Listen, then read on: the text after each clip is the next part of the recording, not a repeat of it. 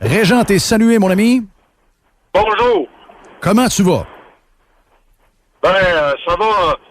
Je suis posé être en congé depuis longtemps, puis ça n'arrête pas. Ça va. Ça, c'est bon signe. C'est très, très bon signe. Oui, c'est bon signe. Ouais. Ben oui. Hey. Oui, vas-y. Plusieurs choses à jaser. J'ai lu ton article de ce matin. On va garder ça pour la fin si ça te dérange pas. J'avais lu la patente de Jack Todd, donc je savais exactement de quoi tu parles. Mais parlons, pour commencer, d'un sujet qu'on a de la misère à... ça fait longtemps qu'on le dit depuis le début de cette pandémie qu'un jour ou l'autre, on va devoir commencer à parler de santé mentale, l'isolement, le fait qu'on ne socialise pas, qu'on ne fait pas nécessairement les mêmes activités qu'on faisait, etc., etc. Ça risque pour les gens qui ont tendance à être plus down, à plus se refermer, etc. Ça risque de créer plus de problèmes de santé mentale avec lesquels on deal tout le temps, là, peu importe la situation. Mais la période en ce moment, il n'y a rien de bon pour les gens qui ont tendance à avoir des downs, à faire des petites dépressions, à faire un burn-out. Et c'est un sujet que tu vas traiter dans une série, de ce que je comprends. En fait, ça aurait dû être ma série actuelle. J'ai déjà 4 épisodes d'écrits. J'ai fait ça il y a 3 ans. Et à TVA, tu sais, la phrase qui tuait, je pense que ça va changer, c'était « Pas sûr que nos petites madames sont prêtes pour ça. » Et parce que la santé mentale, d'abord, moi j'ai un gars qui est médicamenté et tu sais qui vit raisonnablement bien, mais c'est une maladie qui est handicapante pour quelqu'un. J'ai une amie, Varda Étienne, que tu connais bien Varda. Ben oui. Et Varda, là, il y a des matins qu'elle se réveille en forme, puis le soir, elle est internée. Et puis le mois de novembre, elle, c'est le mois de sa hantise, là. Ouais. Et pour écrire la télésérie, moi-même, je veux dire, ça fait partie de ma vie, je le cache pas. J'ai fait 3 ans et demi en psychanalyse, 6 heures par semaine, la tâche là-dessus, parce que je voulais comprendre bien les affaires de ma vie. Et je suis allé à Hippolyte Lafontaine, qui est le plus gros hôpital au Québec de maladies mentales. Tu sais, ce que tu vois dans les films, là, les chambres toutes capitonnées pour que les malades puissent aller se défouler puis se cogner la tête contre des murs sans se blesser. C'est vrai, c'est au bout du couloir. Tu sais ce qui s'est passé à Québec, là? Oui. Je sais bien qu'il va y avoir un procès, puis il y a sans doute un psychiatre qui savait ce qu'il faisait. Est-ce qu'on a perdu l'argent? J'ai une idée de ce que c'est. J'ai vu des affaires, moi, j'ai vu des affaires que t'arrives pas à dormir le lendemain. Puis tu vois des affaires que tu veux écrire pour de la fiction, pas pour la réalité. Et t'arrives avec un sabre japonais dans la ville de Québec. Et tu vois bien que... Imagine-toi. Mais ça, là, on peut pas dire que c'est la pandémie. On peut pas dire que c'est parce qu'il n'y a pas d'argent. Mais on sait que ça fait partie d'un climat. C'est clair. C'est clair que ça fait partie d'un climat. C'est clair. On ne sait pas d'où ça part, on ne sait pas de sa région, on n'est pas capable de faire de lien. Mais moi, c'est drôle parce que j'en ai parlé hier pendant 20 minutes. Puis moi, je pense, puis regarde, je l'ai dit hier, je vais le résumer vite, puis tu me diras ce que tu en penses. Si tu me trouves que je suis dans le champ, tu me le diras. Là. Mais je trouve que le Québec a déjà été un endroit où on était capable de jaser, on était capable de se pogner, on était capable de s'estiner, on était capable de partir ensemble après prendre une bière. On était une place où il faisait bon vivre, c'était simple. On avait un endroit très, très simple. Là, moi, mes souvenirs que j'ai, fin 70, 80, début 90. Hier, l'exemple que je dis, c'est que en 98, je faisais tirer des seins en ondes à la radio pour rire. Puis on avait du fun avec ça. On a donné on a fait 3 ans. Aujourd'hui, je peux plus faire ça. Ça a l'air que ce serait terrible. Donc, je peux pas donner... Ce que je veux dire, c'est qu'on a perdu comme société, puis je dis pas que ça a empêché ce gars-là d'arriver puis faire le crime qu'il a fait là. Non. Mais généralement, je trouve qu'on a été une des places les plus, comment je pourrais dire, une des plus latines. Tu sais, on était très festif. Ça fêtait. Oh oui, peut-être qu'on a fait des niaiseries, il y avait trop de monde chaud au volant, il y avait trop de morts à cause de ça, etc. Mais là, on est comme parti complètement de l'autre bord. Là. Faut te fermer la boîte la minute que tu penses pas pareil. Là, on écoute de la musique donnante à pu finir. C'est tout le temps de la misère dans les chansons. Beaucoup de téléromans jouent aussi avec la misère. Je trouve que ça manque un peu de fun. Est-ce que je me trompe? T'es loin de te tromper. Puis, je me rappelle la chronique du 13 ou du 14 de mars. Hey, ça fait déjà longtemps, hein? C'est la deuxième journée de la pandémie au Québec. Oui. La conclusion, c'était, c'est la première fois que l'Amérique va rester sans une soupape. Première fois. La crise économique de 29, rappelle-toi, ils ont tout fait pour que le baseball continue. Puis le cinéma, puis c'est là qu'ils ont inventé le cinéma parlant en 29. Toutes les crises économiques. La Deuxième Guerre, ils se sont arrangés pour que les joueurs de hockey au Canada, puis les joueurs de baseball puis de hockey aux États-Unis continuent. Puis Hollywood a fait des films de guerre, puis rappelle-toi la tournée de Glenn Miller, puis les musiciens, les big bands, pour que le monde danse. Oui. C'est la première fois que l'Amérique au complet. On a fermé les lumières. Toutes les soupapes ont été fermées. On a fermé toutes les lumières. T'as raison. On a fermé toutes les lumières. C'est la première fois depuis la fondation que tu pensé. Oh, et puis, encore une fois, on n'est pas capable de faire de lien direct, mais le climat joue pour beaucoup.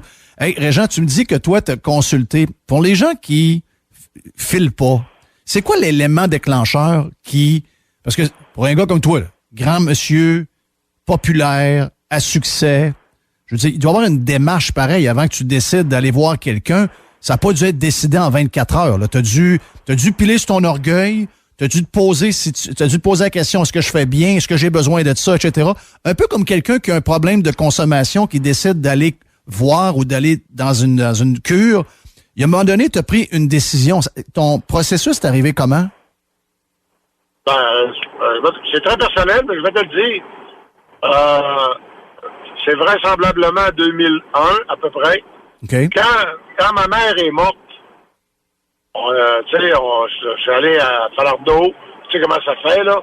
Là, vers 2 heures, on fermait le couvercle du cercueil pour aller à 3 heures le service, à l'église. Puis quand on a fermé le couvercle du cercueil, il y avait mon frère, mes 2 sœurs et mon père. Puis, on a fermé ça. Puis, sur le coup, j'étais avec les autres, mais j'ai pas pleuré. Puis, et beaucoup plus tard, ça, c'est arrivé au mois de février. Mais quelque part au mois de... Il y a quelque chose... Je me suis demandé, comment ça que j'ai rien ressenti? Tu sais, c'est ta mère. T'aurais dû pleurer, t'aurais dû avoir de quoi. Puis, je vivais avec cette question-là. Il me semble que j'ai rien ressenti. Ouais. J'étais supposé être tiré à l'envers. Ouais. T'étais refoulé par en dedans. Ouais. Fait que là, c'est ça. Un dimanche soir, c'est l'avantage d'être Régent Tremblay. C'est aller au club de tennis de l'île des Sœurs, puis il y avait une psychiatre qui jouait au tennis. J'ai demandé son nom, son adresse. D'ailleurs, j'ai mis ça dans ses comptes, Marc Gagnon. J'allais cogner à la porte. C'est toujours des histoires un peu de même. C'est tout arrivé, par exemple. Au moins, il n'y a rien de fake là-dedans. C'est tout arrivé, c'est juste que c'est empilé sur quelques personnages. J'adore. Ouais. Tu ris, Régent. Moi, j'ai subi la même chose. Quand Gilbert est décédé, que tu connais, puis je sais que tu étais proche de tes parents, parce que juste dire aux gens que Régent et moi, on a fait de la radio pendant 3 ans de temps assez fixe au Saguenay. Puis Régent, moi, ça m'avait marqué parce que Régent, t'étais une méga star de la presse. Tu faisais pas encore vraiment beaucoup de radio à ce moment-là. C'était vraiment tes premières fois que tu essayais ce médium-là. Puis tu faisais avec moi chaque matin un 15 minutes. Puis tu demandais pas une scène. Tu disais, je le fais parce que je veux que mes parents m'entendent à chaque jour. J'avais trouvé ça extraordinaire. Puis ça, pour moi, c'est un signe de comment t'aimais tes parents. Mais quand Gilbert est décédé, c'est moi qui est allé au crématorium pour être témoin qu'il a été incinéré. Et je vous le dis, là, ne faites jamais ça. Faut que ce soit quelqu'un qui est quasiment... Ben, c'est sûr qu'il faut que ce soit relié à la famille d'une manière, mais le plus loin possible. Moi, là, j'ai le son de la drill à tout bout de champ dans ma tête quand il enlève les poignées de métal avant de mettre la tombe. C'est des images que j'ai en détail, puis ça m'a... Je dis pas que ça m'a fucké, là, mais c'est un bout que j'aimerais revivre, puis je changerais plein d'affaires. J'ai détesté ce moment-là. J'ai trouvé ça vraiment difficile, puis c'est une image qui m'est restée en tête, c'est des sons qui sont restés en tête, puis je pense que ça m'a... J'ai été comme toi, j'ai refoulé tout, puis par après, à un moment donné, je dis à ma blonde, ça marche pas cette affaire-là, qu'est-ce que j'ai vécu là, ça marche pas pantoute, j'ai pas aimé ça. Donc si jamais vous avez à le faire, faites pas ça, c'est trop dur, Ben moi, j'ai rencontré le psychiatre pendant 1 an. Puis à un moment donné, ça a bloqué. Je voyageais trop, ça en donnait plus. Hey, tu mets ça dans un film, là. J'étais à Kuala Lumpur. Avec le décalage horaire, moi, il était minuit, elle, il était midi. Là, je fermais les rideaux. Ou le contraire, midi, minuit, en tout cas. J'avais 12 heures de décalage. Je me couchais sur le lit, puis je prenais ma session au téléphone. Il y a quelqu'un qui a dû payer une note de téléphone épouvantable, mais je sais pas qui. Mais on rit aujourd'hui, mais tu sais, j'avais besoin de faire la démarche. Je l'ai faite. Ah oui. Puis à un moment donné, j'ai bloqué. Puis 10 ans après, j'ai dit, je veux finir. J'ai appelé Pierre Maillot. J'ai dit, Doc, j'avais commencé une psychanalyse, j'ai fait 1 an. Ben, il y a des affaires que j'ai l'impression que je peux pas aller jusqu'au bout. Le doc, c'est parfait mon gars. J'ai repris ça avec le doc. Pour vrai? Ouais. Ça devait être quelque chose, ça, excuse-moi, là. Tu as dû avoir des discussions extraordinaires. Regarde, c'est personnel, mais ça devait être quelque chose, là. En traitement, il parle pas beaucoup. Non? Non. Ah, vois-tu, c'est la première surprise. À un moment donné, là, après 4-5 jours, à un moment donné, il dit, t'as dit telle affaire l'autre fois. Curieux quand même, hein? Explique-moi ça. Et puis là, tu repars. Ah, c'est extraordinaire. Regarde, la beauté de ça, la discussion qu'on a là, Régent, puis merci de ta franchise, mais le but de ça, c'est que peu importe qui on a tout un moment besoin de jaser, on a tout besoin de prendre une pause, on a tout besoin de s'asseoir, puis peut-être s'écouter un peu, jaser avec quelqu'un, puis on a tout de quoi qui nous dérange. Il y en a que c'est des problèmes beaucoup plus profonds, là. Il y a des problèmes même quasi chimiques, là. Mais c'est ça un peu que ça nous montre, que l'humain, de ce qu'on a vu cette semaine, puis on l'a vu dans plein d'occasions, on est fragile. On est très fragile. L'être humain est fragile. Oui, je veux dire, c'est dans les films, on voit le héros qui est fort, mais écoute, Jeff, prends dans le monde que t'aimes, prends-en 25 que t'aimes, là, OK? Objectivement, là, puis fais juste imaginer une situation de, par exemple, de chum trompé ou de chum de fille trompé, d'un enfant qui a quelque chose qui dérape, d'un problème que tu te ramasses dans les journaux, d'un problème que tu perds ta job, d'un problème que tu perds... Puis imagine-toi comment c'est vécu en réalité quand la porte est fermée.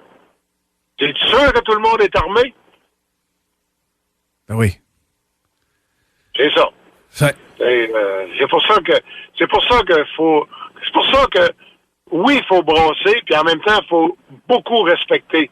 Mais des fois, respecter, c'est brasser. C'est compliqué. Ouais, c'est compliqué, hein. C'est vraiment dur. Hey, Régent, j'ai lu ta chronique de ce matin qui était écœurante en passant. Regarde, on ne s'estinera pas là-dessus. J'ai eu le même feeling que toi. J'ai lu Jack Todd depuis que je suis toute jeune. Je me rappelle d'acheter la Gazette au provisoire dans le coin de chez nous pour lire Jack Todd, puis Red Fisher, puis toute l'affaire, parce j'étais un méga partisan de hockey, donc tout ce qu'on pouvait trouver, on allait le chercher. Mais le manque de respect, tu sais, je veux dire, moi, il y a des gens là que je connais qui ont voté pour Obama, qui était quand même un des présidents les plus socialistes de l'histoire des États-Unis dans sa manière qu'il a été élevé. Puis il y en a qui ont eu peur de ça, mais les gens se disaient que, hey, yes, Obama, c'est le changement, puis le premier président de couleur, etc. Personne n'a été visé une fois que tu donnais tes opinions politiques. On n'est pas obligé de partager les opinions politiques de tout le monde. En principe, on est dans une démocratie, on est dans une place de liberté, on est dans une place où on peut dire ce qu'on veut. Jack Nicklaus, Bobby Orr, Brett Favre, m'a dire de quoi il passe au cash. Passe au cash cette semaine. Là. Parce qu'ils ont défendu ou ils sont prononcés en faveur de quelqu'un que c'est pas dans la mouvance. Quand tu disais qu'on ne peut plus parler, c'est pas vrai. On peut parler si on est dans la mouvance du plateau. Je sais pas pour le Québec, là. Oui. Probablement qu'aux États-Unis, tu peux parler si tu es dans la mouvance de Hollywood, puis probablement Boston puis New York. Oui, les grands médias new-yorkais qui sont là. Si t'es dans la même pensée, t'es dans cette gang-là, tu peux dire ce que tu veux. Mais si t'es dans la mouvance du Wisconsin puis de l'Arizona, mon homme, me dire de quoi, tu vas passer au cash. Mais au Québec, c'est la même affaire. Moi, là, sérieux, je trouve que Trump, c'est pas nécessairement ma tasse de thé. Mais Bobby Orr, il a mauditement le droit de dire ce qu'il pense puis de mettre son argent pour appuyer une candidature. Puis si on n'est pas capable d'admettre ça, on a un moyen problème de société parce que il va faire quoi s'il n'a pas le droit de parler? Pas qu'il prenne un mitraillette. C'est ça qui me fait capoter. T'as raison. On a un problème de société de plus être capable de dire sans se faire intimider qu'est-ce qu'on aime, qu'est-ce qu'on croit, qu'est-ce qu'on fait, puis qui on va voter pour. Ça n'a pas de bon sens d'être obligé de se mettre dans un garde-robe et pas montrer nos couleurs. On a tous combattu ça. Écoute, Régent, on travaille depuis des années pour accepter la diversité sexuelle, puis dans un paquet d'affaires. Tu sais, on a travaillé tellement fort. Avant, les gens en chaise roulante étaient ridiculisés. Les trisomiques étaient ridiculisés, tassés dans un coin. Aujourd'hui, on est rendu ailleurs complètement. Les homosexuels ont pris leur place. Les transgenres, on est rendu ailleurs aussi, etc. Mais là, c'est la guerre aux idées ou aux choses que tu crois. Même les gens qui vont à l'église en ce moment doivent quasiment se cacher. Donc, on a un problème, t'as raison, on a un problème de société. Et on ne tolère pas la pensée. Ça, c'est grave en désespoir, par exemple. Parce que, honnêtement, là, Jeff, là, honnêtement, je ne sais pas, es-tu fédéraliste ou souverainiste? Je m'en fous complètement. T'as le droit. Anyway, t'as le droit. Et puis, tu peux être athée politiquement. C'est tes affaires. Moi, je le dis, c'est de mes affaires aussi. Mais tu respectes ce que je pense. Oui. J'ai le droit de le dire. Une des raisons, penses-tu, toi, que pour faire de la radio, à un moment donné, il y a un mois, faire de la radio à Radio X, fallait quasiment demander la permission au pape du plateau. Il y en a qui ont lâché, que j'ai appris, moi. Ben, il y en a qui ont lâché, des gens que j'aime qui ont lâché parce qu'ils ont eu de la pression de le faire, puis ils n'ont pas eu le choix. Imagine-toi, toi. Hey, puis il y a différentes façons de tuer un homme, mais une des façons de fermer la gueule à une radio, c'est de couper la pub. C'est que tu penses que mon gouvernement a fait? Il a coupé la pub. Non. Je veux dire, juste pour ça, je ne dis pas qu'elle le ferait gratis, mais... Elle est bonne. Elle est très bonne. mais juste pour ça, c'est sûr et certain que si je peux avoir des propos intelligents, puis si on peut avoir de quoi que les gens vont avancer, puis ils vont réfléchir, puis le monde, ils peuvent penser que toi et moi, sur Bobby Orr, qu'on est complètement dans le champ puis qu'on n'a pas raison. C'est parfait. Parfait. Appelez là, c'est tout. Ben, moi, regarde, je vais te donner mon point sur Bobby Orr. Ce que j'aime, comparer les deux situations entre Bobby Orr, mettons, puis Bruce Springsteen. Ce que j'aime pas d'un gars comme Bruce Springsteen, c'est que lui, il dit... Moi, je vais voter Biden, puis si c'est pas Biden qui rentre, j'accepte pas ce que le peuple va décider, je déménage tout en Australie. Bobby Orr n'a pas dit ça. Bobby Orr n'a pas fait de menace. Il n'a pas parlé de ceux qui vont voter pour l'autre. Il a parlé de lui.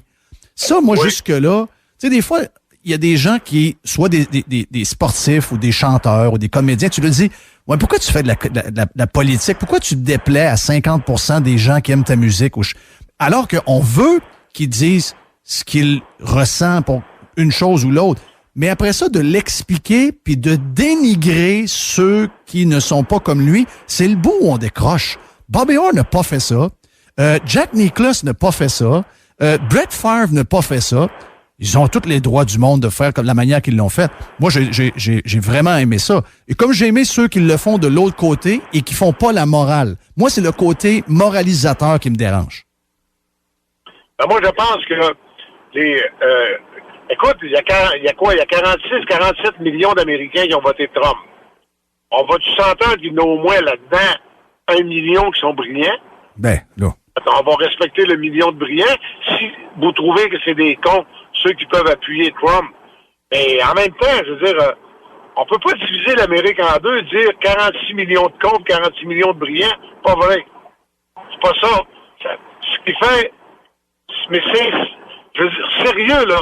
Il s'est fait une révolution en France en 1789, puis ça n'était fait une aux États-Unis en 1776, justement pour ça. Pour qu'un homme, même sans être noble ou riche, avait le droit de s'exprimer. Puis moi, là, j'ai horreur quand je me fais dire par un taouin stop du plateau que c'est qu'un BS a le même droit de vote que moi. Ben, c'est bien de valeur. C'est un être humain qui réfléchit. Puis s'il réfléchit pas bien à ton goût, ben, just too bad. Va le convaincre. On a entendu des gens dans des médias hier dire que Bobby Orr, fallait pas tellement écouter ce qu'il a à dire parce que c'était pas un gars qui était très éduqué. J'ai trouvé ça gratuit. Je le sais pas, là, ça n'a rien à voir. C'est quelqu'un qui a le droit de voter. On s'en sac-tu comment il est, il a le droit. C'est juste ça. Pourquoi on n'est plus capable de respecter ça? My God. On va dire ce que tu as dit tantôt. Je pense qu'on a un gros problème. Et ça va aller au-delà de l'élection ce soir. Ça va aller au-delà du confinement. Mais un de ces quatre, il va falloir s'en parler. On a un bug, là. Hey, juste avant d'entrer en ondes, j'ai reçu un texto de Patrick Lagacé qui m'écrivait. Il dit, Bleuin, tu vois que nos origines nous suivent, hein? Oui. Tu sais quoi, Fafan? J'ai répondu, c'est un islamique du CH. T'es en contact avec Patrick Lagacé. T'es chanceux. Ah oui, c'est vrai, c'est ton ami. Ben moi, je l'aime bien, Patrick, mais Patrick, il part sur des chires. Il va dire, de temps en temps, il joue à la police du fun. Donc, de temps en temps, t'es obligé de prendre un break. Hey, merci, Régent, t'es fin de prendre autant de temps avec nous autres, puis on s'en parle mardi prochain. Tout le plaisir est pour moi. Salut, Régent. Bye. Bye. Oui. C'est extraordinaire. Je m'excuse, là. Hein? Quel moment de radio. On est ailleurs. Régent est rendu ailleurs. Régent est rendu ailleurs complètement, parce que je vous le dis, j'ai fait de la radio dans les années 80 avec lui pendant 3 ans de temps. Tu sais, on parlait de sport, on parlait un peu d'affaires de même, mais Régent, tu vois...